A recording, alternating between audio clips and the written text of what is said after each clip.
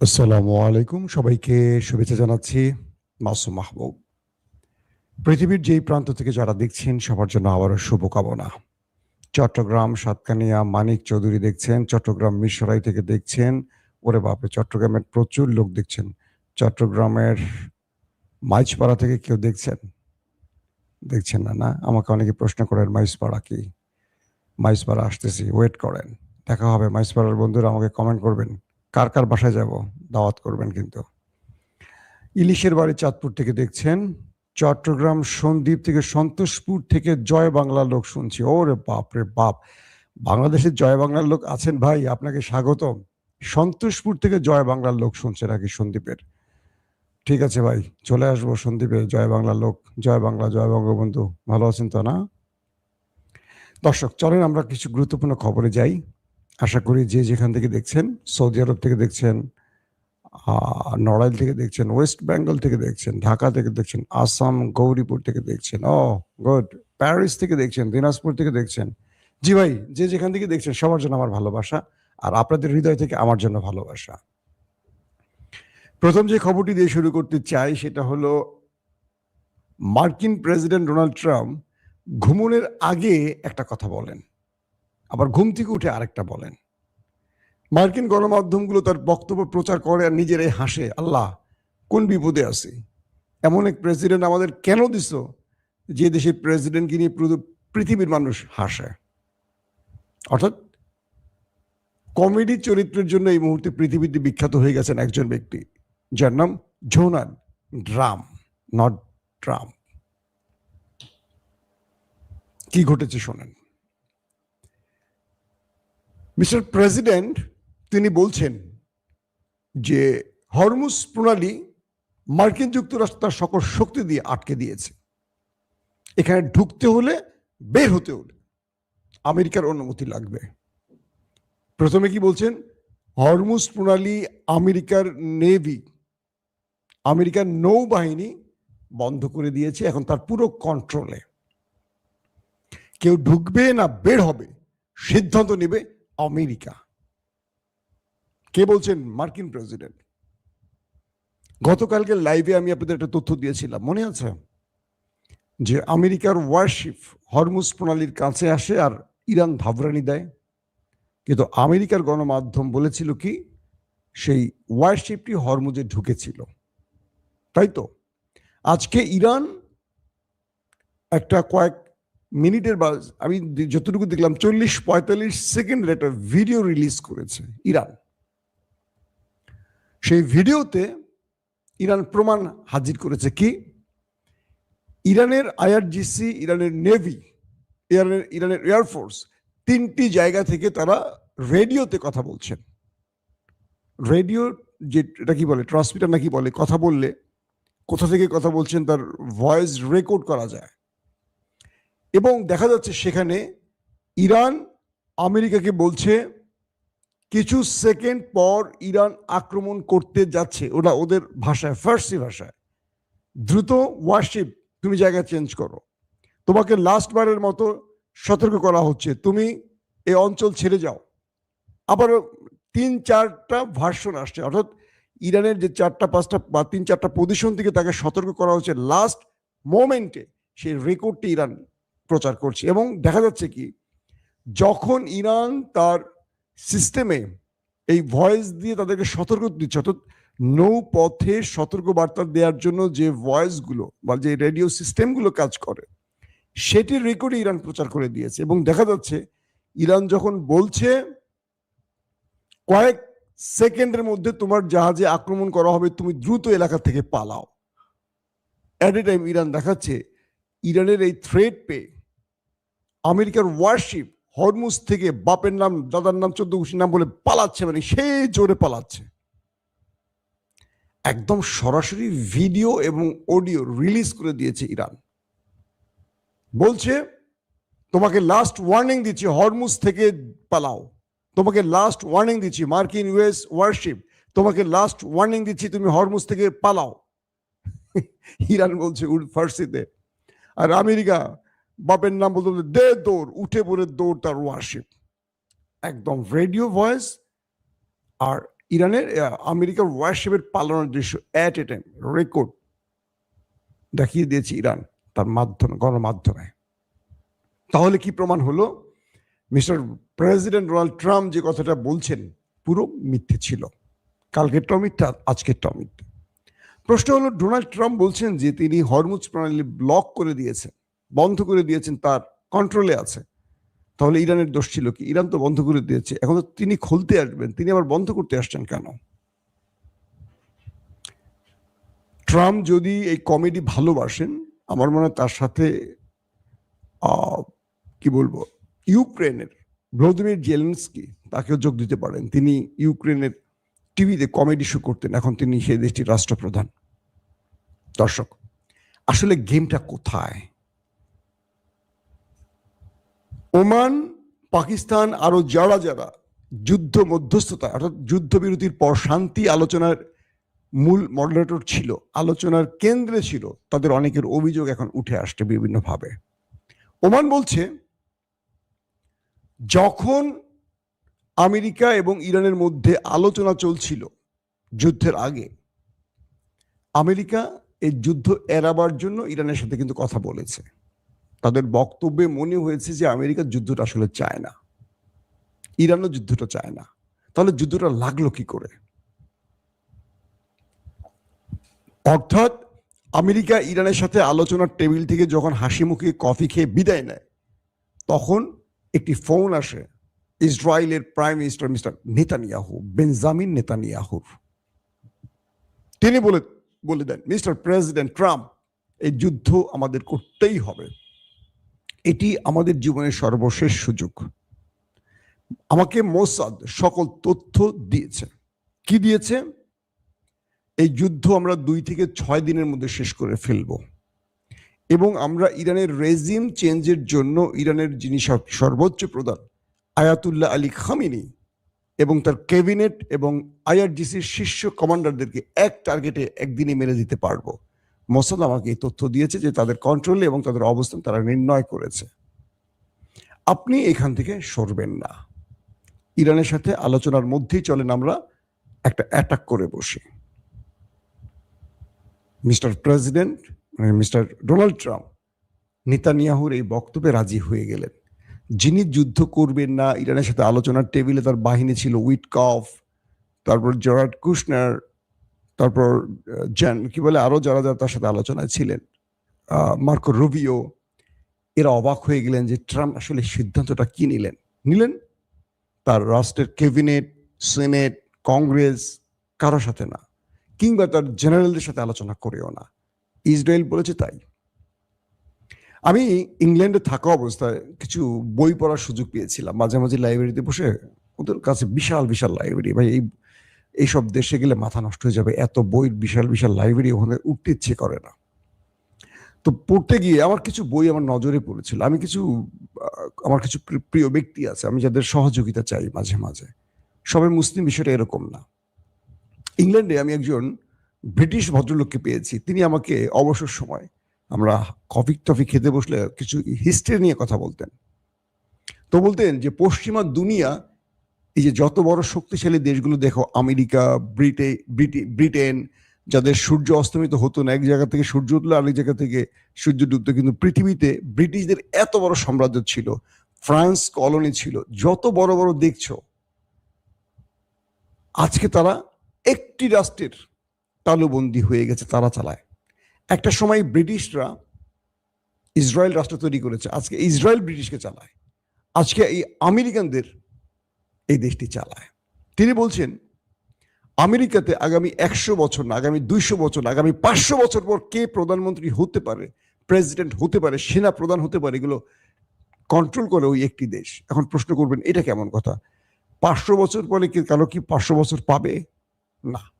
অর্থাৎ এমন একটি জুইশ সিস্টেম নেটওয়ার্ক তৈরি করা হয়েছে, তার বক্তব্য যে ধারাবাহিকভাবে ওদের অনেক কাউন্সিল, অনেক ভিতরে আমেরিকার মধ্যে, ব্রিটেনের মধ্যে বা ইউরোপের মধ্যে প্রচুর সংগঠন আছে, বিভিন্ন সেবামূলক নাম দিয়ে, কিন্তু এটা ওদের অর্গানাইজেশন, ওদের অর্থায়নে চলে।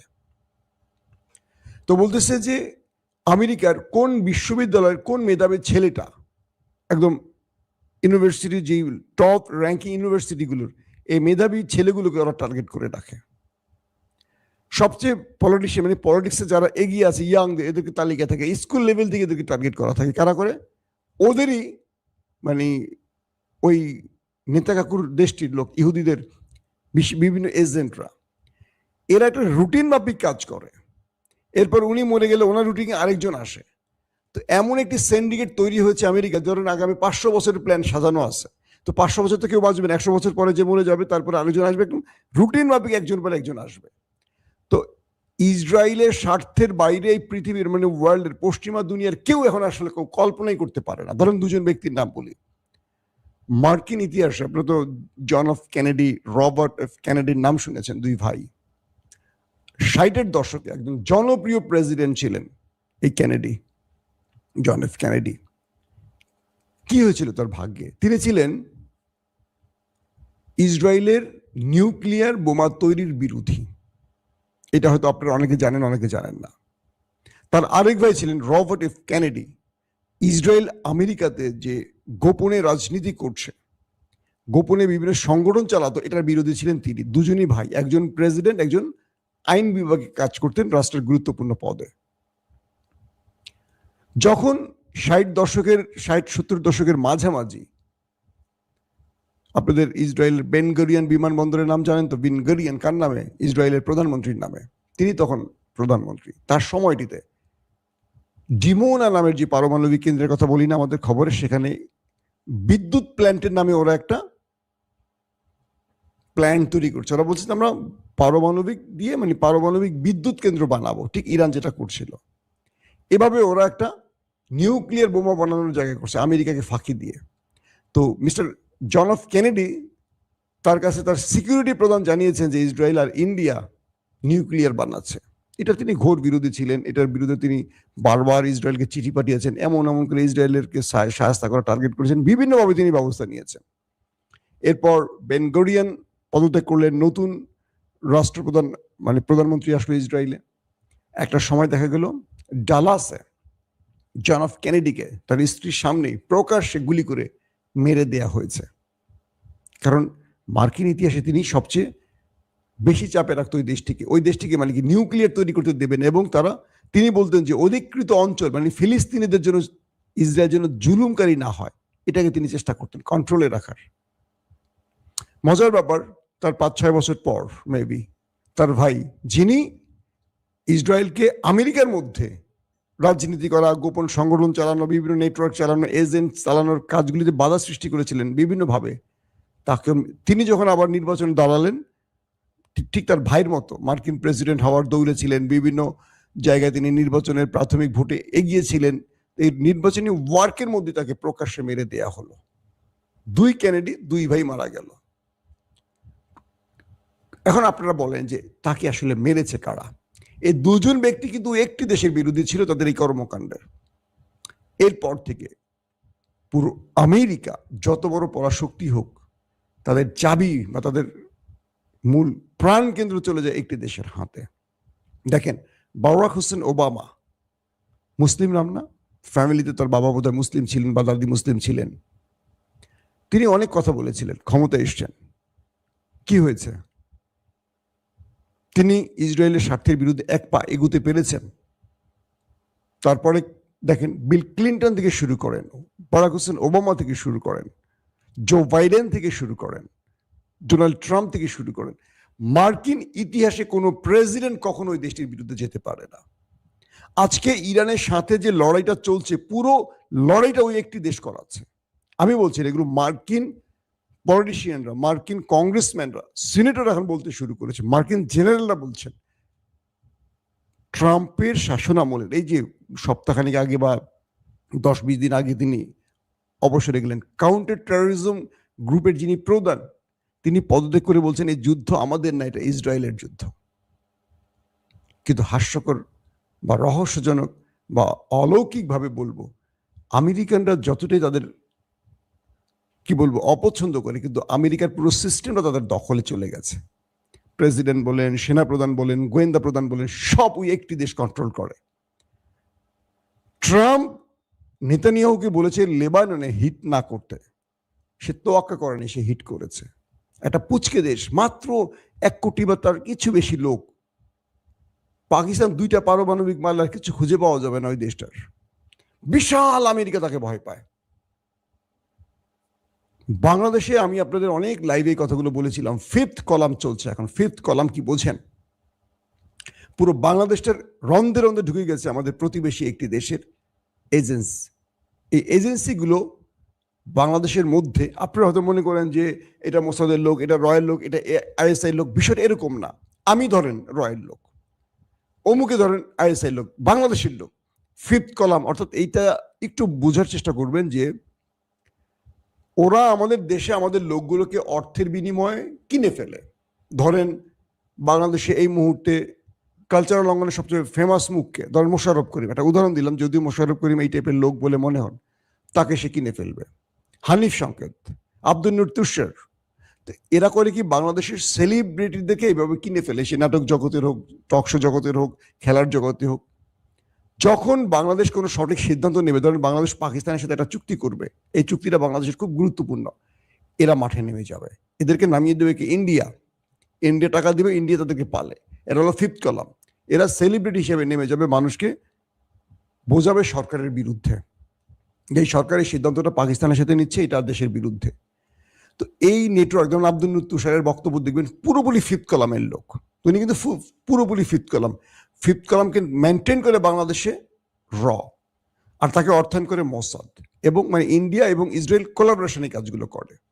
তো বাংলাদেশে আপনারা অনেকে অনেক কিছু বোঝেন না, দেখা যায় সরকার একটা ভালো সিদ্ধান্ত নিচ্ছে, তুম করে মিছিল শুরু করে দেন, মনে করেন আরে আল্লাহ তো দেশের পক্ষে না, ওই র নামায় দিছে কাজগুলো।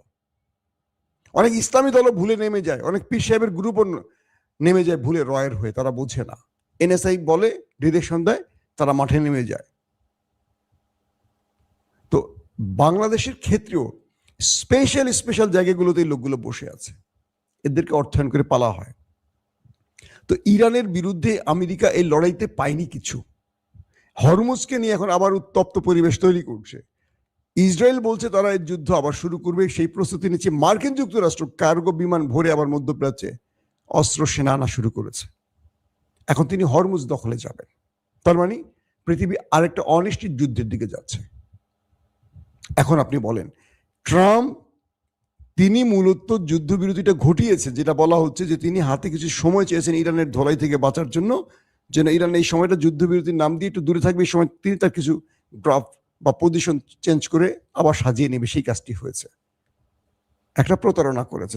ইরান বলছে যে আমার তো ট্রিগারে হাত আছে, তুমি যেখান থেকে শুরু করবে সেখান থেকে আমি শুরু করব, কি করতে চাও করো, তোমার সাথে আর যুদ্ধবিরতি হবে না। যদি তুমি যুদ্ধবিরতি করতে চাও, আমার শর্ত তোমার কাছে আছে, আমি তোমাকে নতুন আশ্বাস বিশ্বাস দেব না।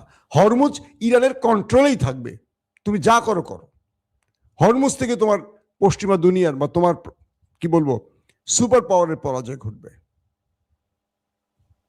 তোমাকে হরমুজ ছাড় দেওয়া হবে না, তোমাকে গালফ ছাড়তে হবে। আমেরিকা এখন আসলে নতুন করে টেনশনে পড়ে গেছে, কারণ হরমুজ ইরানের কন্ট্রোল মানে এটা রাশিয়া চীনের কন্ট্রোল চলে যাবে।